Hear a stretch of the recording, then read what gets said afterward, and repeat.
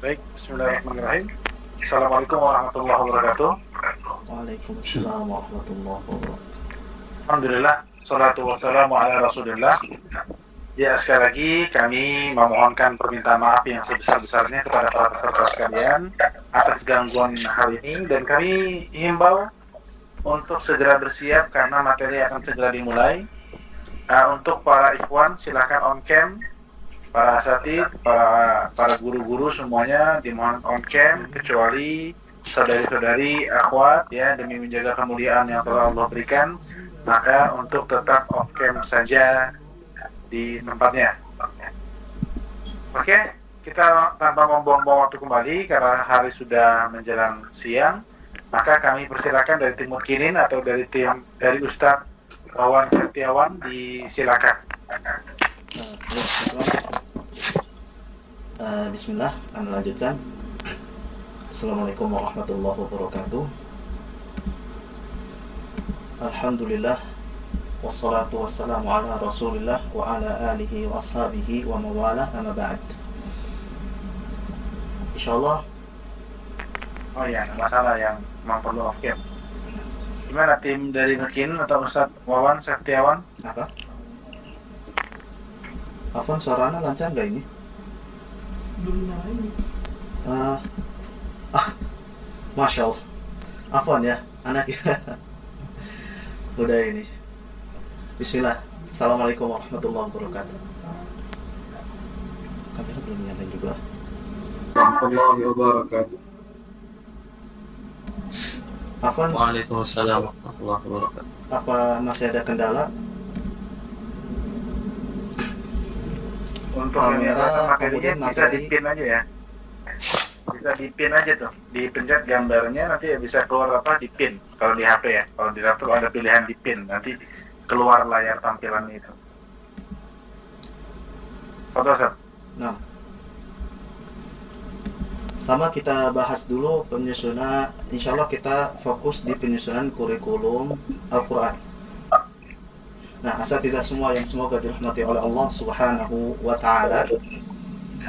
Dari Afwan, moderator, insya Allah suaranya jelas ya. Jelas sekali Ustaz, jelas sekali. Alhamdulillah. Nah, maksudnya mudah-mudahan Jelas. dengan kendala yang tadi kita hadapi, mudah-mudahan saat ini lancar. Baik. Dari pertanyaan-pertanyaan dari asatidzah semua yang masuk itu cukup banyak, bahkan sebagian berkaitan dengan, jika anak katakan, itu merupakan operasional perjalanan untuk menjalankan suatu lembaga atau kegiatan. Kemudian yang kedua berkaitan dengan yang anak sebut dengan manajemen, seperti bagaimana perekrutan guru dan lain sebagainya. Maka dari itu kita fokuskan pada pertemuan kali ini tentang masalah kurikulum dahulu. Nah, sebelum anak masuk bagaimana caranya, di sini permasalahan di dunia pendidikan secara umum, supaya ada gambaran. Karena sebagian ustadz-ustadz bertanya bagaimana, misal contohnya anak yang pintar dengan slow learner, atau bagaimana caranya duduk halakoh dan lain sebagainya, berapa jumlah halakoh dan semisalnya. Maka anak urutkan, kita mulai dari permasalahan di dunia pendidikan secara umum. Nah, yang anda dapati pertama paling tidak dari dua ini. Pertama, guru yang kurang berkompeten, kemudian kurikulum yang kurang efektif. Seperti ini asatidzah. Guru yang kurang kompeten, alhamdulillah Mukinin sendiri kita kan mengadakan program daurah pengajar Al-Quran, itu yang hadir, yang ikut alhamdulillah sekitar 450 pengajar di seluruh Indonesia secara online. Kemudian juga di sebelum-sebelumnya kita pernah mendengar, kita pernah membuka program perekrutan pengajar akhwat yang ikut sekitar 100, hanya saja yang diterima 5 pengajar. Nah, dari sini yang Anda tangkap adalah permasalahan kita di dunia pendidikan adalah guru yang kurang berkompeten. Sehingga bagaimanapun nanti susunan kurikulum yang kita buat sebagai pengurus itu tidak berdampak efektif karena yang menjalankan pun tidak menguasai di bidang tersebut. Karena kita tahu ketika kita ingin menuntut ilmu atau bertanya kepada seseorang, maka di dalam Al-Quran arahan yang diberikan kepada kita adalah fas'alu ahlad dzikri, tanyakanlah kepada yang ahlinya. Nah, maka dari itu poin yang pertama yang menjadi permasalahan besar adalah guru yang kurang berkompeten. Nah, di sini banyak sekali pertanyaan seperti bagaimana peningkatan kualitas guru, seperti apa standar guru. Nah, itu mungkin kita bahas di sisi manajemen, mungkin di pertemuan-pertemuan lainnya. Nah, kemudian yang kedua, kurikulum yang kurang efektif. Di sini ada beberapa sebab. Ya, pertama sekali adalah yang menyusun. Karena ketika yang menyusun adalah orang yang bukan praktisinya atau orang yang bukan di bidangnya, maka banyak hal-hal yang kurang efektif. Kurikulum yang Anda maksud di sini adalah pembelajaran secara umum, bagaimana cara menentukan target, apa yang harus diajarkan, bagaimana evaluasi dan lain sebagainya. Sehingga dari kedua permasalahan ini, guru yang kurang kompeten, kurikulum yang kurang efektif, inilah permasalahan terbesar di dunia pendidikan. Ini kita bicara paling mendasar dahulu ya, karena kan intinya ketika ada satu pembelajaran, itu kan intinya guru, murid, dan sistem atau konsep atau kurikulum yang dipakai. Adapun berkaitan dengan lembaga, adapun berkaitan dengan sekolah, masjid, dan lain sebagainya, itu masuk ke sisi manajemen. Seperti itu. Nah, sebentar sedikit tadi ya, masalah guru. Jadi ada sebagian ketika kita dapati beliau ini seorang guru intinya ya, seorang guru. Jika asatidzah di sini ada yang ikut program peserta daurah Al-Quran, program daurah Al-Quran, di sana kan mungkinin meminta rekaman bacaan pengajar. Nah, di antara yang kita dapati beliau adalah seorang guru. Ini contohnya ya. Beliau adalah seorang guru, tetapi ketika kita minta membaca surat Maryam, cara bacanya seperti ini, kahaya aso, seperti itu.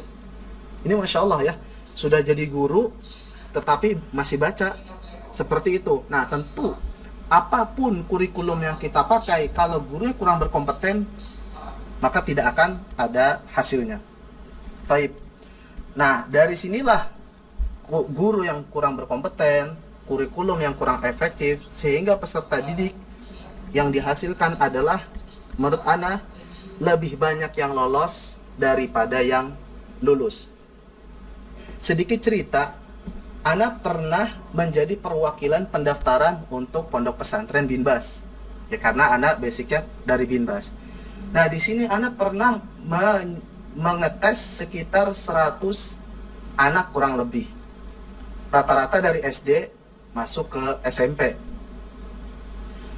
Nah, ketika Ana tanya, itu kan berapa hafalannya dan lain sebagainya, itu bisa dikatakan apa yang mereka jawab tidak sesuai yang ketika kita tes, seperti itu.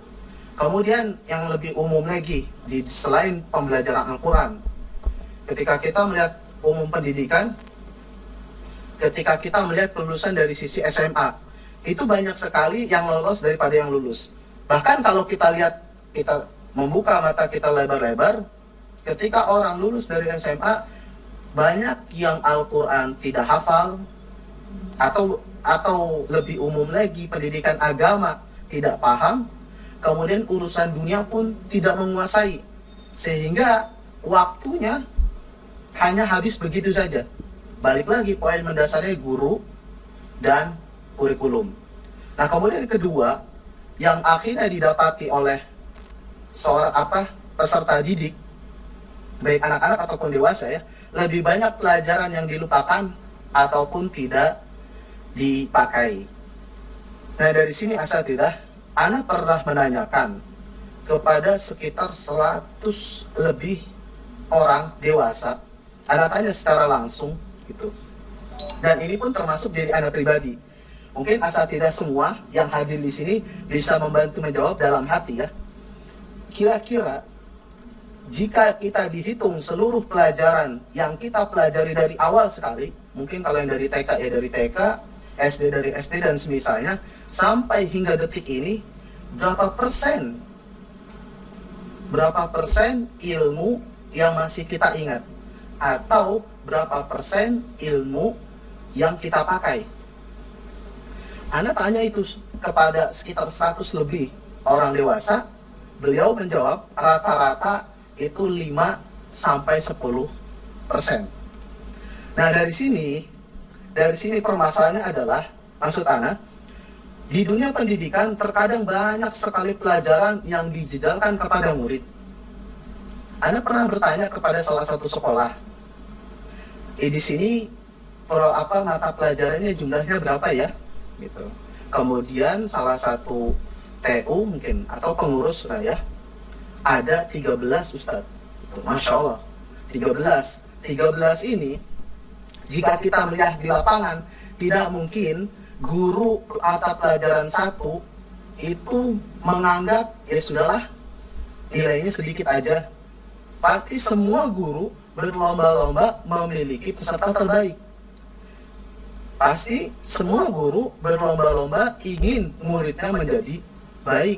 Nah, dari situlah akhirnya semua guru memberikan penekanan kepada muridnya. Guru A, biar anaknya hafal Quran, misal seperti itu. Guru B, supaya anaknya paham tafsir, misal. Guru C, supaya anaknya paham akidah, dan seterusnya. Hingga 13 pelajaran. Nah, dari sini, siapa, mungkin kalau ditanya kepada kita, siapa yang betul-betul menguasai hingga saat ini pelajaran yang kita pelajari segitu banyaknya dan kita pakai terus.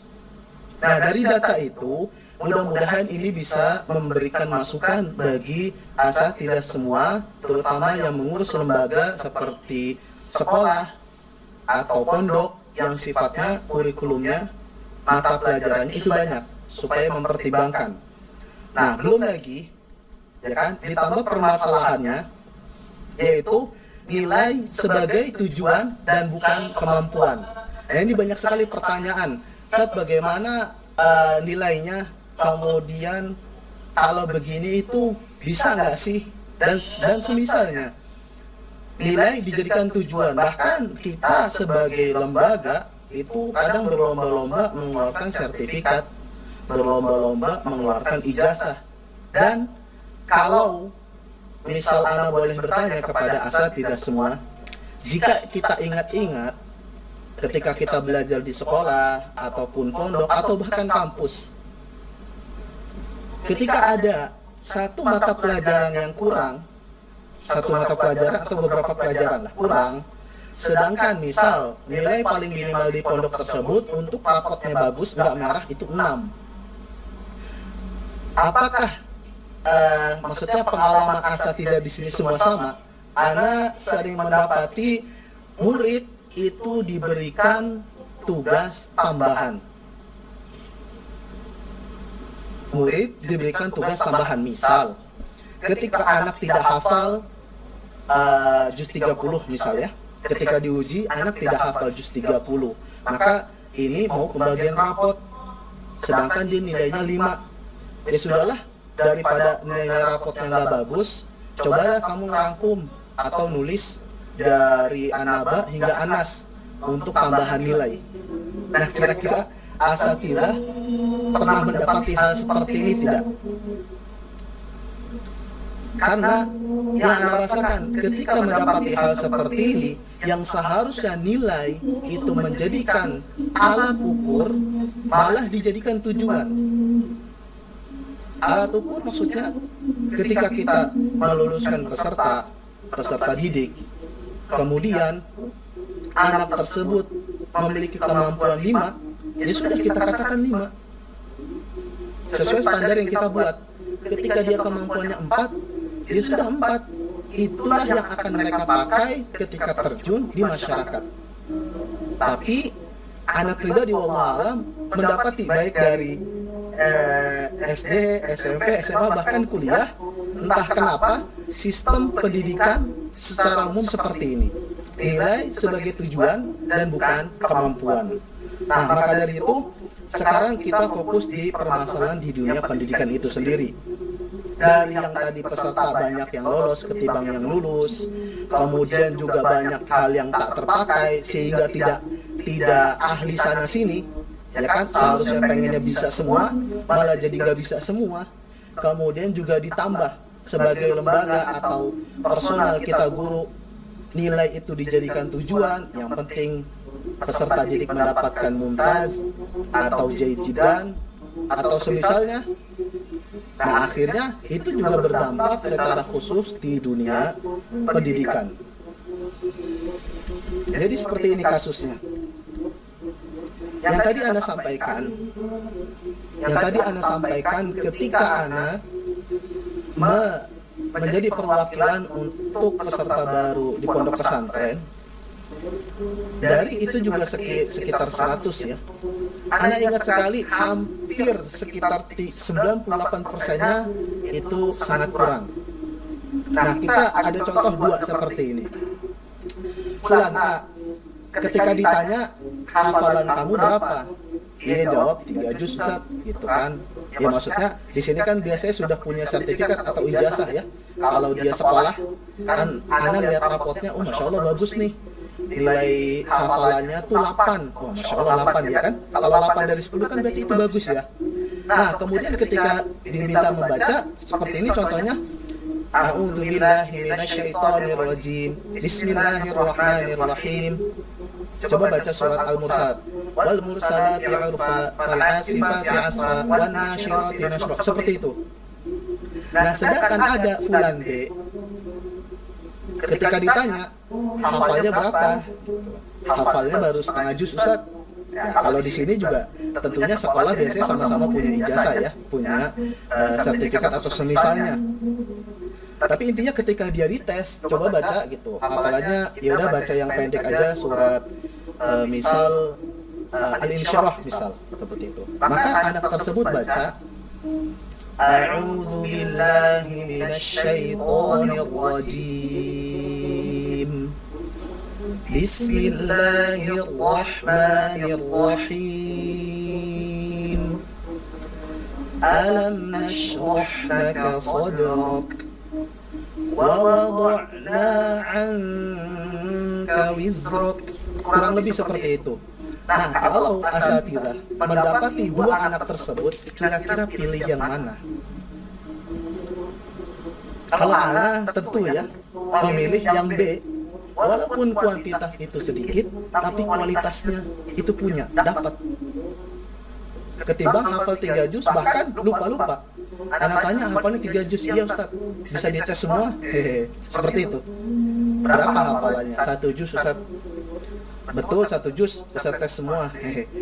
Ya, sebagian ada yang lupa-lupa Ustaz, seperti itu. Nah, kira-kira kalau asatidzah itu milih mana?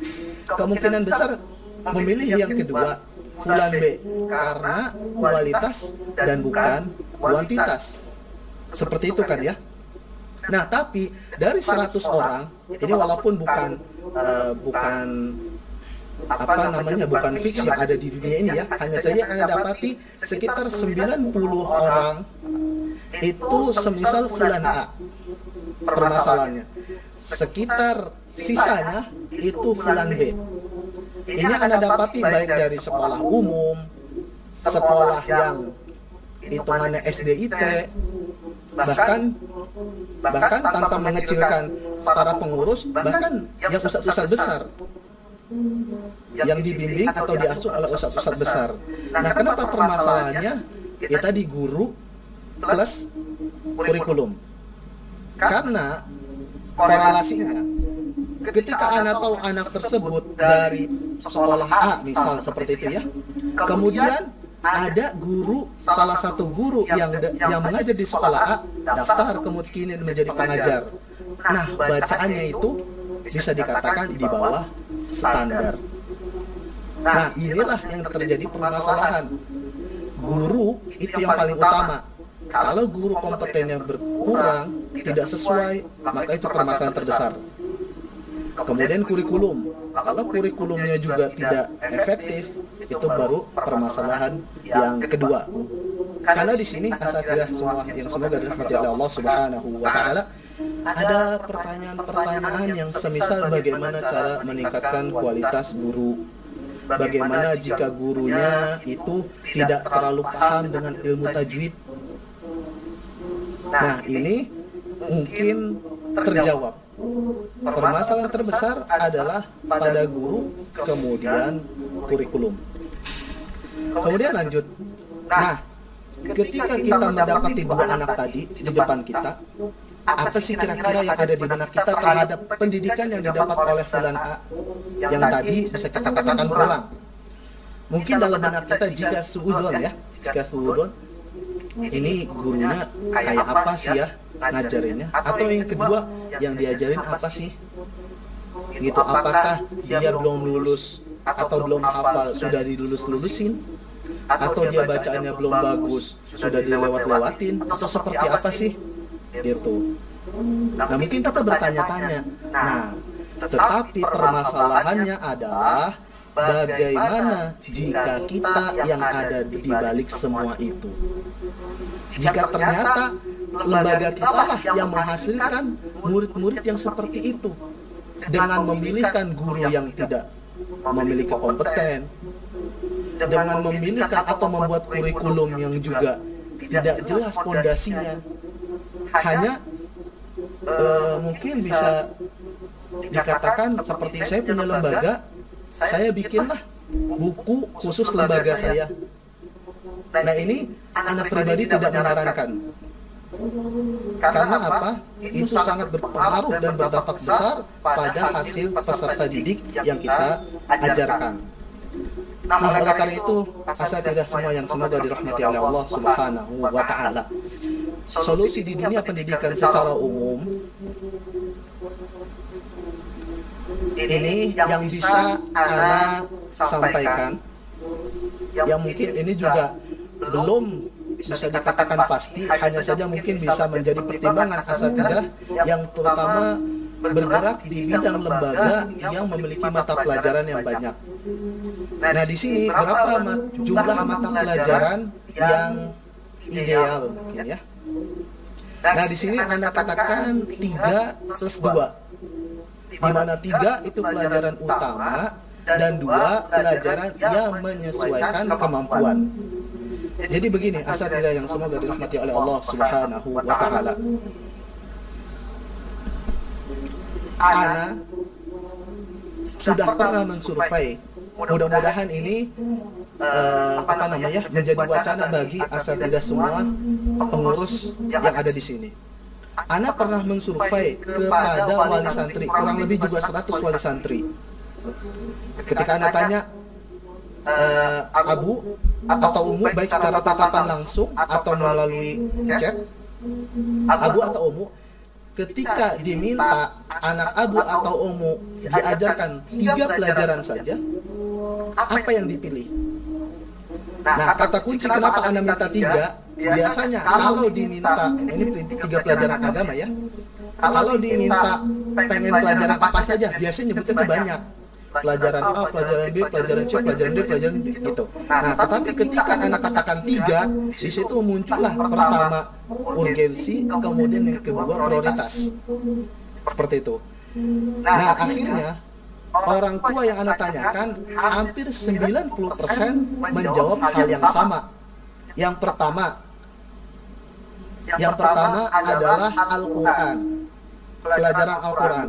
Karena memang kita tahu bahwasanya kita pun menyadari ya, ketika bulan Ramadan kita membaca Al-Quran, ketika sholat kita membaca Al-Quran, ketika Jumat kita membaca Al-Quran, ketika kita punya hafal membaca Al-Quran dan lain sebagainya. Kemudian juga Al-Quran ada di semua lapisan pendidikan, baik yang semisal TPA, rumah Quran, pondok tahfidz, sekolah, pondok pesantren, bahkan kampus sekaligus. Al-Quran itu ada di seluruh lapisan lembaga.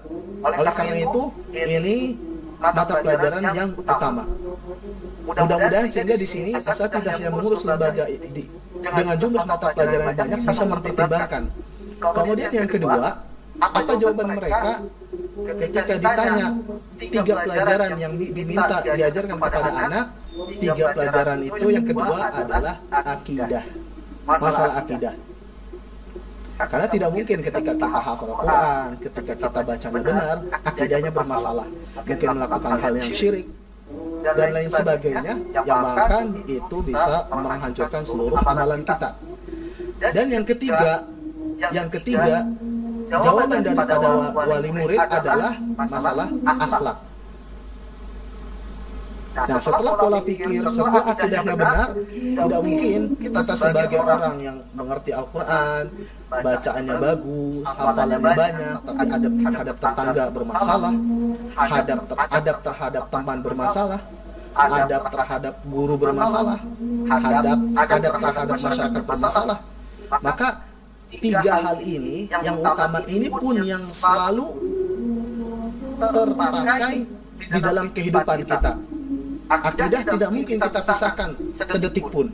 Adab pun sama, tidak mungkin kita pisahkan sedetik pun. Maka ini pelajaran utama yang Anda bisa sampaikan kepada asatidzah semua yang ada di sini, hasil survei Anda kepada sekitar 100 lebih wali santri. Nah, kemudian apakah Anda sebatas mensurvei kepada wali santri? Tidak. Anda juga sempat mensurvei kepada para pengajar. Anda katakan seperti ini.